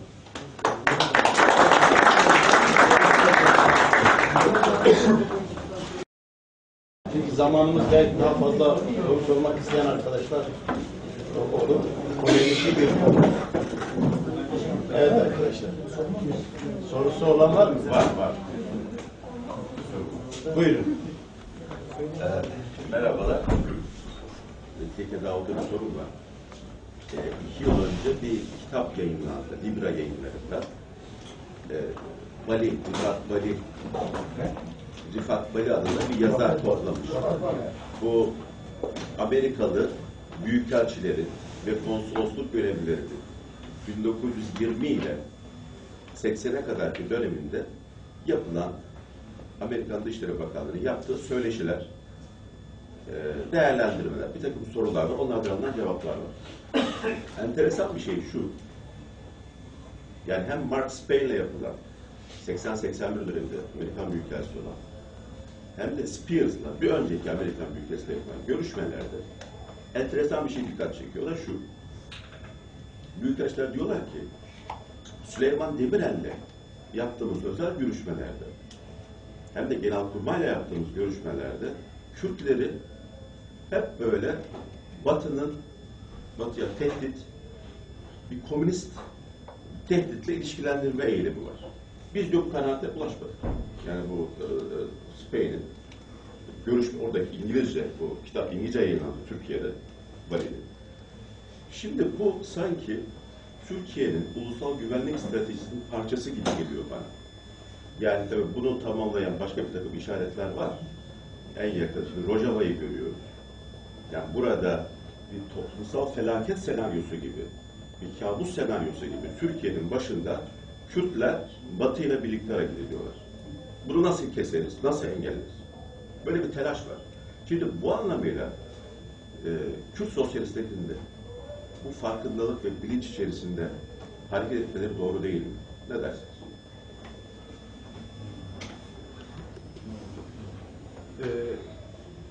Yani konuşmalarına katılıyorum. Onda yani felaket olarak şey yapmak bilmiyorum. Yani şimdi bakın Suriye konusu biraz farklı bir olaydı. Çünkü bu Suriye anti-Kürt paklarına devlet olarak katılmadı. Yani neden katılmadı onu bilemiyorum. Çünkü nüfus mu azdı ondan ve Kürt hareketli örgütlü olmadığı için mi öyleydi? Bu anti-Kürt paklarına Suriye devlet olarak katılmadı. Ama Kürt politikasını da tabii Türkiye Irak'a göre biçimlendirdi. Yani bağımsızlık kendi başına zaten uğraşçılıktı. Bugünkü aşamaya gelince şimdi yani sizin yorumunuzda gerçeklik payı var ama ben o konuda özel bir şeyim yok. Yani, bir itirazım veya bir araştırmam veya bir şeyim yok. Anlıyorum. Evet. Ama yalnız şunu söylüyorum. Şu gerçek Suriye'de en iyi savaşan güçlerdir. Bütün herkes söylüyor. DAEŞ'e karşı Suriye'nin içinde en demokratik güçlerdir. Ne Esad'ın güçleri ne diğer muhalif güçlerden hiç kimse demokratik değerleri böyle seküler bir yapıyı, batılı değerler temelinde savunan bir yapıyı destek verecekleri bir yapı yok. Tek bir güç varsa o da en yakın olan Kürtlerdir. Ama buna rağmen Kürtleri siyasal olarak kabul edilmemesi üzerine ciddi bir fikir yürütmek lazım. Ciddi tartışmak lazım. Yanlış mıdır? Kürtler yanlış mı yapıyor? Ben o konuda çok iddialı değilim. Bilmiyorum, tartışılır. Yani bu orada bizzat içinde olan sonra tartışmak lazım. Yani dışarıdan tek bir yani istek olarak veriliyordu. Oradaki Kürtlerin siyasal olarak muhatap olması gerekiyor. Yani dünya çapında kabul görmesi gerekiyor. Suriye masasında Kürtlerin olması lazım. Tabii kesin. Benim kastettiğim aslında tam siz değindiniz. Yani bu anti-emperyalizm, Batı'ya karşı Kürtlerin alacağı pozisyon bağlamındaydı ama siz yanıtladınız zaten. Biz arkadaşlar man savaşındayız. Hanımları yok mu savaşta? Anneman savaşta. Anneman savaşta aç olan birisine kim ekmek, kime ekmek verdiği önünde karnımızın doyurması. Bu politikaya önemli. Ve Güney Kürdistan'da o sosyalist kesimin önderliğinde ayağa kalkan halk Bıcı Erbuş dedi. Erbuş dedi. Çünkü ne o da? Kurban şemsiyesini o açtı. Bıcı Bush. Bıcı Bush ya. Hacı Bush. Yaşasın Bush. Bıcı Hacı Bush. Bir şey olmadı. Evet. Bıcı olama noktasına geldi. Şimdi burada ben tabii kişisel görüşümden gayet farklı da Orta Doğu'da Filistin sorunu olmaktan çıkmış. Bunu görmek lazım. İran sorunudur, Türkiye sorunudur ve Arap sorunudur. Ve Filistinliler bunların verdiği paralarla besliyor. Bunların verdiği yardımlarla besliyor. Filistinlilerin Kabe yardımlarının böyle bir yüzdesini aldığını biliyor musunuz? Belli bir miktar Filistinlere gidiyor. Kabe'ye. Yani Kabe yardımların bir kısmı. Yani Suudi Arabistan'ın besledikleri var, İran'ın besledikleri var, Katar'ın besledikleri var, Suriye, Irak'ın besledikleri vardır. Yani demin de örnek olarak verdiğim Tugay. 91 ayaklanmasının büyük katliamı Kudüs Tugay'ı. Yani Kudüs Tugay'ı Filistinlerden oluşan savaşçı bir Tugay'dı. Yani dolayısıyla yani Filistin sorunu artık Filistin'in kendi iç sorunu olarak olsa bir Kürtler bir sorunu gibi İsrail'le oturup çözümlenebilir. Ama oradaki halkın inisiyatifi dışına çıkmış artık. Yani çözümsüzlük orada. Bu konu çok fazla detaylandırmamak için şey yapmayalım, konumuzu dağıtmayalım. Evet, soru daha soru. Hocam şeyi söylemek istiyorum. Şimdi Filistin sorunu hepsi belli. Türkiye sol tarafında da çok kullanılan bir sorun. Filistin sorunu. Biliyoruz ki 22 tane Arap ülkesi var. Bir tane Filistin'in de kurulması olur bana göre. Benim düşüncem. Ama her ne hikmetse bu Kürdistan meselesi her sömürgeci, işgalci devletin insafına tekliflemiş. Halbuki öyle olmamalı. Yani Kürdistan sorunu 4 parçada bir bütündür ve artık o memleketlerin, o sömürgecilerin iç sorunu olmaktan çıkıp dünya devrimi meselesi haline gelmiştir. Yani Filistin'in demokrasisini savunan arkadaşlar Filistin, İsrail'in demokrasisini savunuyor mu? Türkiye'yi demokratik ülke yaparsak Türkler kurtulur gibi şeyleri var, havarileri. Şimdi bir Cezayir savundu mu Fransa'nın demokrasisini? Amerika binlerce sene, yüzlerce. Yani bu Filistin meselesi çok fazla Soru. Meşgul etmemeli bence. Evet. Soru yok. Ben yorum yaptım. Soru dedi de benim soru yok herhalde. Yani Mikek Davut'a teşekkür ederiz yorumları için, anlatımlar için. Biz Dersim'de genellikle muhalifiz. Ben de burada bir muhalifliğimi göstereyim. Bu şeyi bozmayayım. Şimdi Mikek Davut şeyden bahsetti. Güney'deki toplumun böyle daha demokratik, daha adil olduğundan falan bahsetti. Şimdi bana göre değil, sosyolojik olarak toplumlar ya geleneksel ve modern toplumlar olarak belirli de ona göre yorumlar. Şimdi yani biz Kuzey Kürdistan'da da bu moderniteyi yaşamadık. Modernitede de katliam ve soykırımla geldi. Şimdi güneyde ne farklılık var ki yani yürütme, yasama ve yargının doğru dürüst çalıştığı modern bir durumu söz konusu ki daha demokratik. Ben hiç sanmıyorum. Yani ne yakın doğuda ne Orta Doğu'daki toplumların moderniteyi doğru dürüst yaşamadılar. Yani düşünsel olarak yaşamadılar, toplumsal olarak da yaşamadılar, geçemediler onu. Ve bu böyle olunca şimdi oradaki farklılık nasıl oluşabilir? Niye bizden farklılar? Gerçekten farklılar mı? Yani daha demokratikler mi? Daha adiller mi? Daha mı ileriler? İleri tırnak içinde kullanıyorum. Bunu biraz açmasını istiyorum. Biraz sonra işte Dersim katliamıyla ilgili Bilgehan Dökeren bir yazısı var. CHP milletvekili Bilgehan Dökeren'in Dersim katliamıyla ilgili bir yazısına verdiğim cevap var. O diyor ki yani Dersim biraz sesli konuşacağım. Başka yok. Hayır bir ses çıkarıyor. Bozuldu. diyor ki yani Dersim'e medeniyet gitti, demokrasi gitti. O kızlar o İngiliz'den mağaralarda yaşasaydı daha mı iyi olurdu? Onlar diyor subaylar getirdi, medenileştirdi diyor. Bunun mutlu bir yuvaları var. Ve Dersim eğer bu şey varsa demokrasi bu kadar okuryazarlık ve aydın demokratsa 38 hareketinin sonuçlarıdır diyor. Şimdi yani bize modernite adı altında doğrudur katliamlar geldi.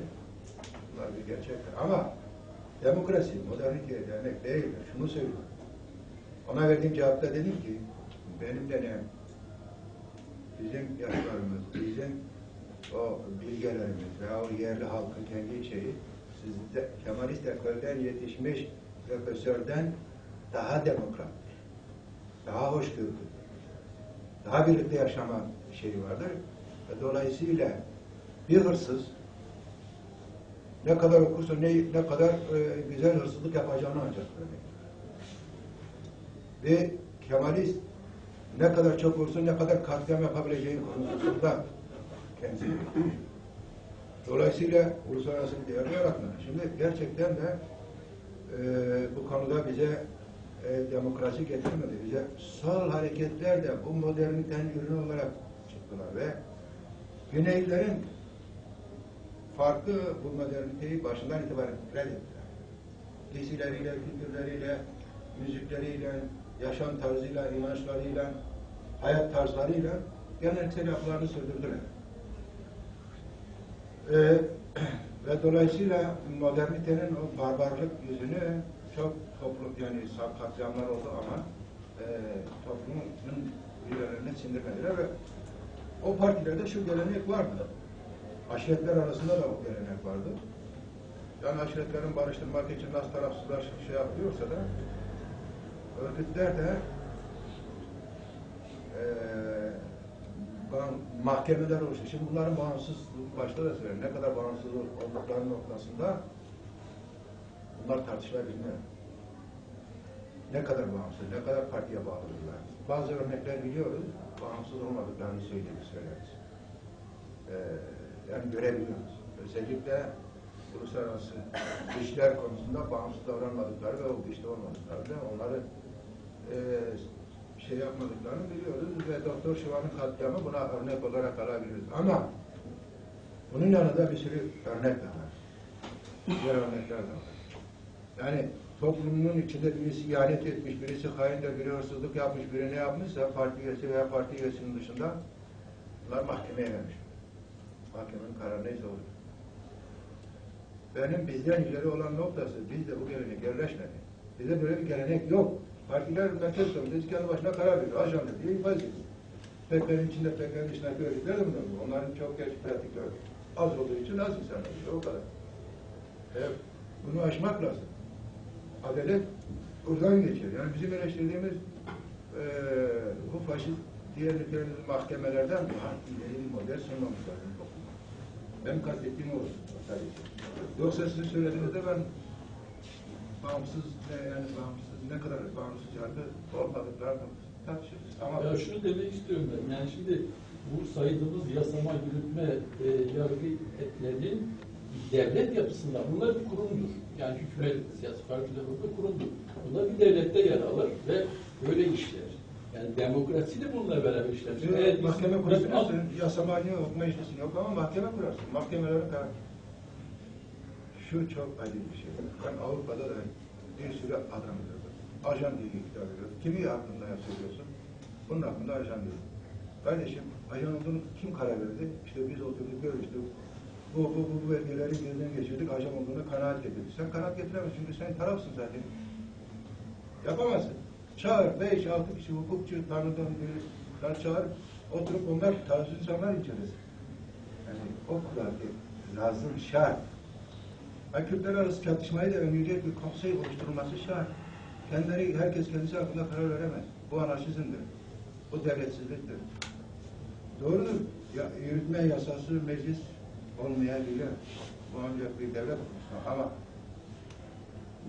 geleceğe ilişkin toplumsal müdahaleler. Tabii cezaevlerimizi kurup bunları yapmak zorunda değiliz. Yani gerekirse cezaevleri olabilir ama sorumlu olmadığı müddetçe cezaevleri oluşturmamak lazım ama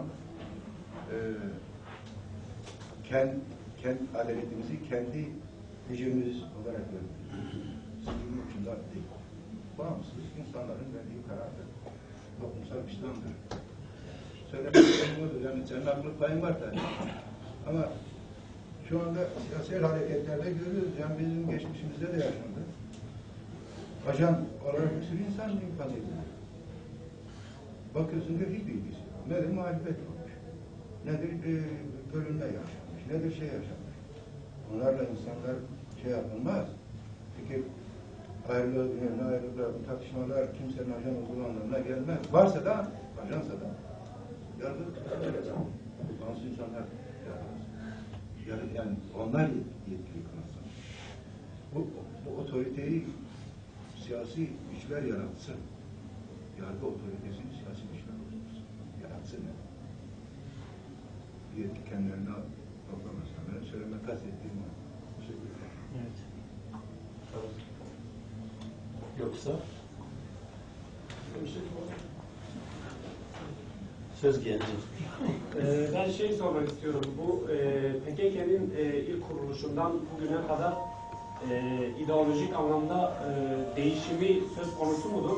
Bu çok tartışılan bir konu.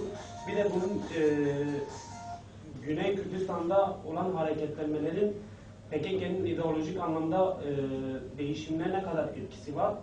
Ya sanki şöyle bir şey söyleniyor da sanki bu karşıtlık üzerinden PKK kendini değiştiriyor gibi bir algı var. Bana öyle geldi de ben bunu çok merak ediyorum. Acaba kronolojik olarak PKK'nin değişimini bize kısaca aktarabilirseniz çok memnun olurum.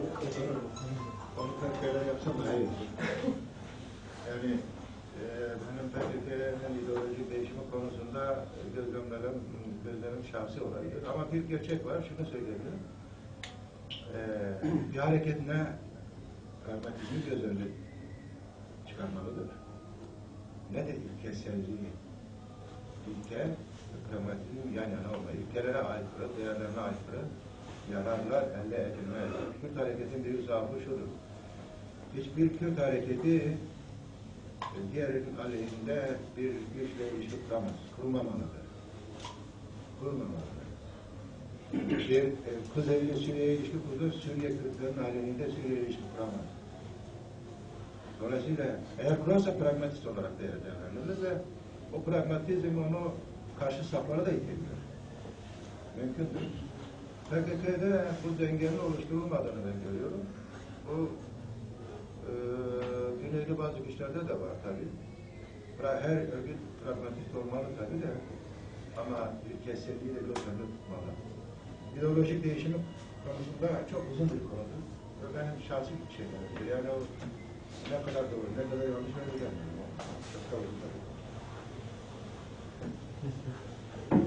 2001'de yayınlanan, yani o zaman çıkan Serbestli dergisinde de bu Kürtler bir kitabını yazan Mehmet İzadi'nin de bir makalesinin yayınlandığı bir yazıda İzadi işte Rahber'in ölümünden sonra, bazen Amerika'daki bir konuşmasında işte kendisine, çünkü İzadi kendisine bizzat bu soruyu soruyor. Neden bağımsız Kürdistan'ı kurmuyorsunuz? Fırsat elinize geçtiği bir şekilde. O da dönüp işte etraftaki o siyasilere ya diğer önemli şahıslara işte bana değil aslında onlara sorun gibi bir soru sordu. Yani gibi bir cevap verdi açıkçası. Yani o zaman bir bağımsızlık fırsatı yakalanmış mıydı? Bugünkü kadar somut şans doğmuş muydu açıkçası? Onu merak ediyorum. Eğer böyle bir şans vardıysa yani neden böyle bir bağımsızlık beyannamesi vesaire yani hani şu an bağımsızlık ilan edilmiyor ama onun ön adımı atılmış durumda. İşte bir referandum yapılacak. Referandumdan sonra işte bir nabız ölçümü vesaire gibi durum söz konusu. Daha sonra bağımsızlık ilan edilecek. O dönem böyle hani Rahber'in ölümünden sonra öyle bir şans var mıydı gerçekten? Öyle bir fırsat kaçırmışlar mıydı? Tekerrür ediyor mu? Şimdi Kürtlerin şanssızlığı gerçekten dört taraflı sarı olmasıdır. Yani şöyle söyleyeyim, istemden olmuyor. Kürtlerin bağımsızlık hakkıdır. Bu hak inkar edilmez. Kürtlerin haklı olmaması yapma hakkı da var. Böyle uçak atma hakları da var. Sorular da inkar edilir. O gücü var. O bilgisi var. O hak üzerinde de kimse elden aldı. Yok. O yeteneği var, ne o sanayisi var. Bunu bir bağımsızlık noktasında, bağımsızlık, bazı şartlar var. Bazı şartlar var.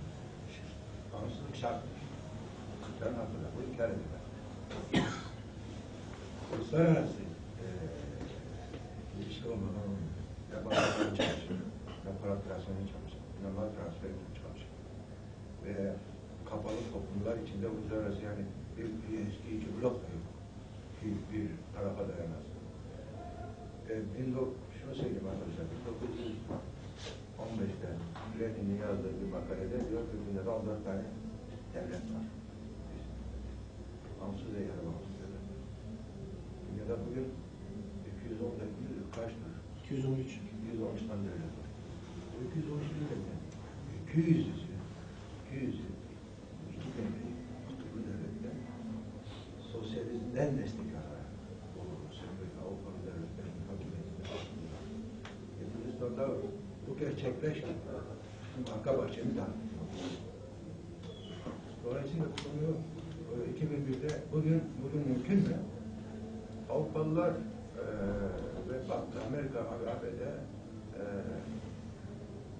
her ne kadar şeyi deseler kabul edebilir. Yani 2001'de olanak yok. Bağımsız ilan edemezdi. Çünkü bırak bütünlüğü içinde Bağız henüz bilmiyordu. Bağız'ın bilmesi gerekiyordu ve Bağız'dan sonra yeni bir Irak şeklindeydi. Kürtlerin konumu orada tartışılıyor. Ve Kürtler Bağız şeyinden sonra Saddam dedikten sonra federasyon ilan etti. Anayasal hakları ama o da yürütmedi. Yürümediği ortaya çıktıktan sonra bugün bağımsızlığı şartları oluşmuş. Ve dünya çapında bu iş federasyon temelinde gidiyor. DAEŞ'le olmuyor, IŞİD'le olmuyor, Şii'yle olmuyor. Tartışılıyor yani. Bugün daha şartları sertleşti. Bir şey soracağım şimdi. 4 tane bakanın azledilmesi meselesini yol açan bazı olaylar gerçekleşti. Güney Kürdistan'da bu ne kadar demokratik bir şey acaba? Bunu açıklığa kavuşması lazım. Akabinde Güney Kürdistan'da ekonominin şeffaflaştırılması meselesi vardı. Çok önemli bir mesele. Bu ne zaman gerçekleşecek? Şu ana kadar neden gerçekleşmedi? Bizim duyduklarımız acaba doğru mu? Şeffaf denetimüyle kendi içinde nasıl? Tabii şeffaf olmayan, açıklanmayan bir ekonomi beraberinde birçok dedikoduyla beraberinde getiriyor. Ekonomik tümüyle bir ailenin geliri olarak ilan ediliyor ve bu şekilde bir işçiliğe sahiptir şeklinde bir dedikodu şekli sürdürülüyor. Gürcistan'da KDP ve PKK arasında basın üzerine, medya üzerinde büyük bir savaş vardır. Bunu biliyoruz. Karşılıklı suçlamalar vardır, ağır suçlamalar vardır. Bu ağır suçlamalara Goran ve Yeneke bir şekilde katlıyor. Bu da biz helaskarlardan helas edilme gereği var mıdır Kürdistan'da? Yoksa bu şekilde eski mihvar üzerinde bir devletleşmeye doğru mu gidilmeli? Bunu da soruyorum. Artı Güney Kürdistan'da hocam. He? İşte bir şey oldu. Şeyi sormayacağım. Tamam. O zaman onu da tutmaz. Yani tespitlerin doğru tabii. Bazı dilekler söz konusu. Ya o konuda ne olması gerektiği istemlerden çok neler olabilir? Muhtemelen onların refleksleri ne olur? Şimdi güneyde yolsuzlukların olduğu bir gerçektir. Ne kadar inkar edersek de. Ama bir gerçek var. Bir devletin kuruluşunun temel şeyini yapan güçler her zaman devletin ekonomik şeylerini yaratmışlar. Şimdi nereye çıkıyor? Kendi zenginlerini yaratıyor. Onlar kendi. Mustafa Kemal kendi zenginlerini yaratıyor. İstanbul hükümetin taraftarlarına Ankara'ya gördüğü zaman bu adam ne arıyor burada? Otelde bile yer vermeyin. Kovun gitsin. Oteller bile İstanbul'a gelmiş adamları, eski Kemalistleri destekleyenleri yer bile vermiyor. Öyle bir dünyada yaşadık ve görev yardımları Mustafa Kemal'in kişisel malıydı. Mustafa Kemal dünyanın en zengin adamıydı. Şimdi Güney konumu şöyle arkadaşlar, bir fark var. Güney devlet değil. Ama Güney Bağdat'a da yok. Bazı şeyler haklı, yolsuzluklar var, bazı şeyler yok. Şunu görmemiz lazım. Mesela telekomünikasyon. Korek KDP, siyasal amcaların şeyinde, amcaların götürdüğü alanın içinde ve büyük gelir kaynakları kişiler üzerinde yapılıyor. Transferler bunlar üzerinde yapılıyor. Bunlar ne yapılamaz? Devlet değil,